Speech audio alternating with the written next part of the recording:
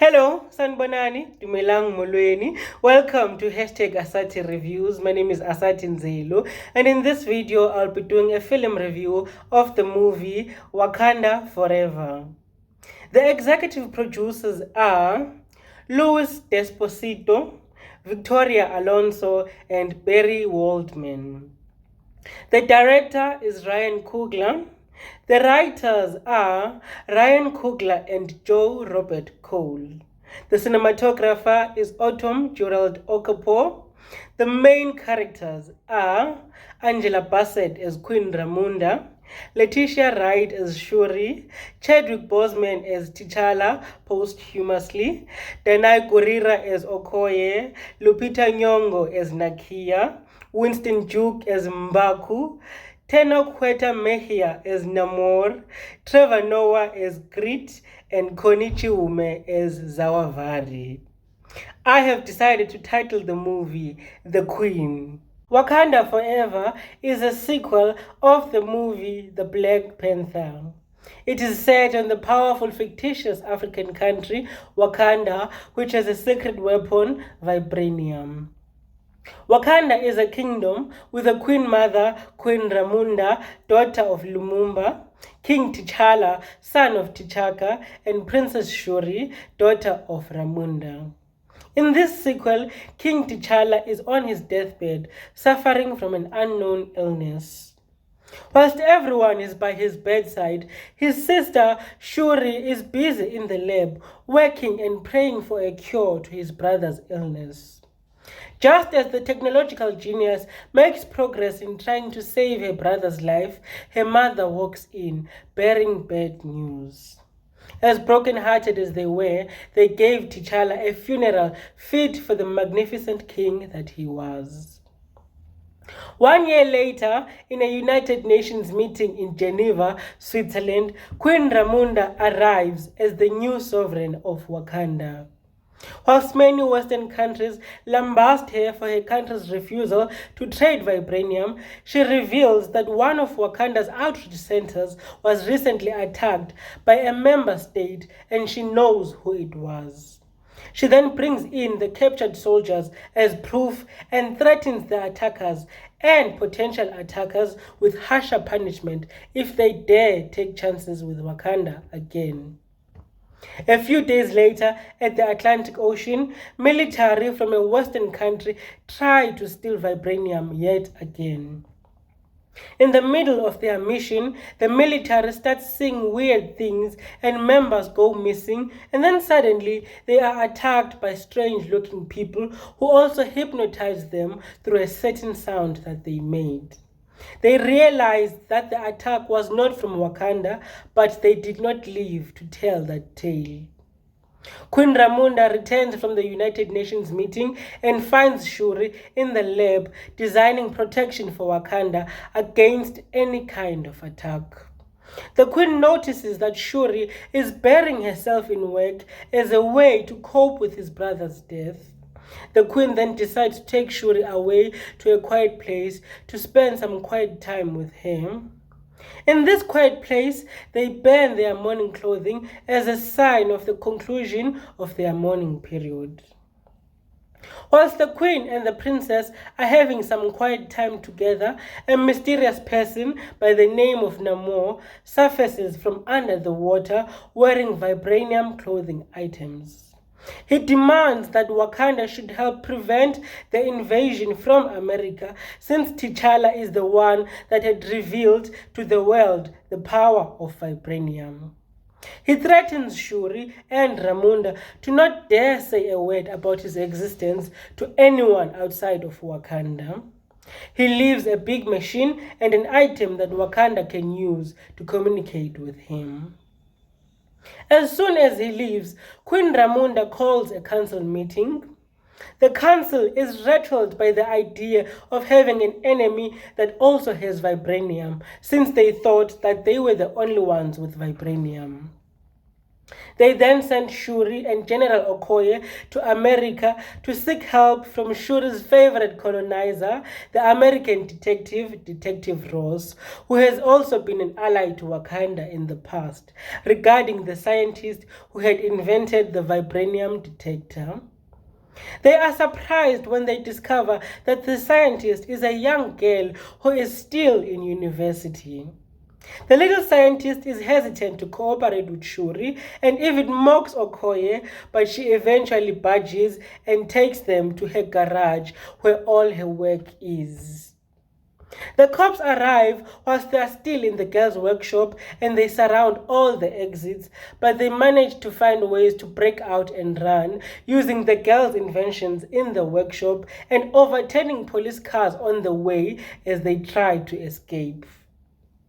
Just as they defeat the cops, Namor's people attack them with the aim of killing the little scientist.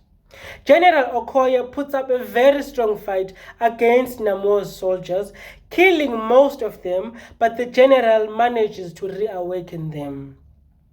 The general of Namor's soldiers gives Okoye a fair fight and he defeats her. Then he abducts Shuri and the little scientist. When the police get on the crime scene to investigate, the detective finds Shuri's beads and hides them. Meanwhile, General Okoye reports back to the council about Namor's supernatural strength. The Queen Ramunda, is angered by Shuri's abduction and she strips Okoye of her title as general, saying that she has failed Wakanda. Okoye begs the Queen for a second chance and the council also intercedes for her, but it is to no avail. The Queen calls Detective Ross, asking him to keep her in the loop regarding the investigation of the American police. She then heads to Haiti to see Nakia, who has not been to Wakanda in 6 years and also did not attend T'Challa's funeral. She asks Nakia, who has experience in invading countries, to help her find Shuri. Nakia then heads to Mexico to ask residents about Namor and they warn her of his power. Shuri and the little princess are kept in an underwater kingdom and Shuri is handed royal clothing as a sign of honoring her as royalty. Shuri gets to have a one-on-one with Namor, who then tells her about his mother. Namor's mother was part of a group of people that were victims of war, starvation, and diseases. The local shaman received a vision from God on how to save the people, and the shaman went to the sea and found a herb that all people were to drink. Namor's mother was hesitant to drink since she was pregnant, but the shaman convinced her that her unborn son would be their next king. After drinking the herb, the people died and resurrected as supernatural beings who could live underwater. Namor was then born underwater with wings in his ankles. When Namor's mother died, she asked to be buried on land as a normal human being. During the burial, Namor bore witness to the atrocities of slavery. The name Namor, which means child with no love, was given to him by an enslaver that he was attacking. Namor takes Shuri on a tour around his kingdom, Dalukan, and Shuri experiences a beautiful culture of song and dance among the Dalukan people and sees a whole load of vibranium. Namor does this to show Shuri what is at stake if the little scientist is allowed to live. Regardless of all of that, Shuri relentlessly begs Namor to spare the young scientist's life. Shuri has a heart-to-heart with Namor about T'Challa's death, and Namor gives her a bracelet as a token of empathy. She also inquires about a peaceful way to deal with the American invasion, but Namor's focus lies only in knowing if Wakanda is an ally or an enemy in this war against the surface world. Nakia finds Shuri's signal underwater and alerts the queen, who then instructs her to retrieve the princess by all means necessary. Nakia arrives in the underwater world and attacks, saving Shuri and the little scientist, whilst Namor is busy threatening to kill Queen Ramonda if she tells America about them. When Namor gets back, he finds the dead girl that was murdered by Nakia, and in anger, he convenes with the council to plan a war against Wakanda. Shuri also prepares Wakanda for the war that she knows is coming. On an ordinary day in Wakanda, with the little scientist taking a war of Wakanda and Nakia reuniting with Okoye, Talokan attacks, flooding the whole of Wakanda, and M'Baku was the first one to feel the harshness of Namor's hand. Namor comes face to face with the queen and attacks her and the little scientist with water beads, drowning them. They try to resuscitate them, but only the little scientists survive, and Queen Ramonda died. Shuri and Okoye were inconsolable. During Queen Ramonda's funeral, M'Baku consoles Shuri and lends a helping hand. Soon after, Shuri and the little scientist head to the lab to work on Wakanda's protection, and they also analyze Namor and the bracelets that he had given to Shuri. Shuri then briefs Okoye on her new war suit and on recruiting more soldiers. Shuri also manages to remake the ancestral herb that was burnt by Killmonger, and with the help of Nakia, she drinks it so that she can be able to go to the ancestral realm. In the ancestral realm, Shuri doesn't see the ancestors that she had hoped to see, but instead she sees Killmonger, and an altercation based on differences in ethics ensues between them. When she wakes up, Shuri is furious and disappointed that her family didn't come for her. Shuri and Nakia work on making the Black Panther suit for Shuri. They then showcase it to the tribe in M'Baku's village, and they rejoice and test its strength, and they start planning on how they will conquer Namor. M'Baku is hesitant to go to war as he fears that the war may be eternal, but Shuri doesn't entertain any of that, and she orders M'Baku's compliance. As they head for war in the morning, Nakia warns Shuri against being consumed by vengeance, but Shuri tells her that it is too late for that speech. They trick Namor and his people out of their territory, and they start firing from all angles. The little scientist helps to catch Namor and bring him to Shuri, and they retreat after they have captured Namor, but the Talokan people continue fighting for their feather serpent god. The ship with Namor and Shuri explodes, and Shuri strings Namor to fight him in the desert where there is no water for him to have strength. Okoye comes head to head with the general that had once defeated her, and she gets her integrity back as she defeats him. Shuri plucks the feathers off Namor's ankles, but Namor stabs her with a spear, pinning her to a rock. Shuri manages to set herself free, and she sets Namor on fire.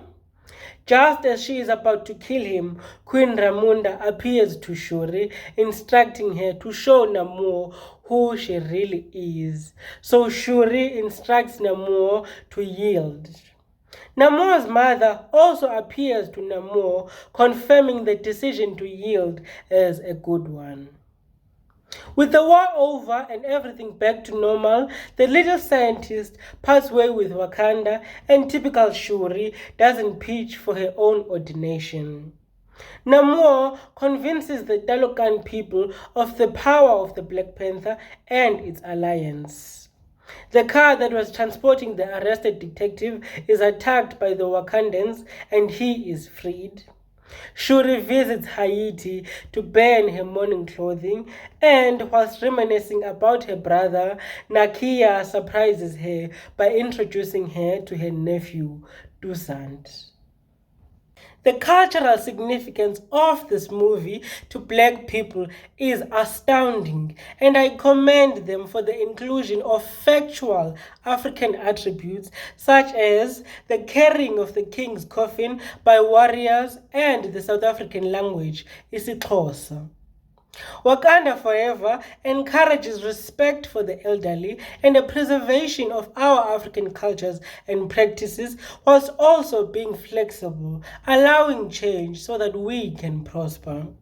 It also emphasizes the importance of having a moral compass and healing so that we may not be consumed by vengeance. Wakanda Forever is very similar to the movies Aquaman and The Woman King. Thank you so much for watching this film review. My name is Asathindzelu, and please do like, subscribe and comment down below under the hashtag Asathi Reviews.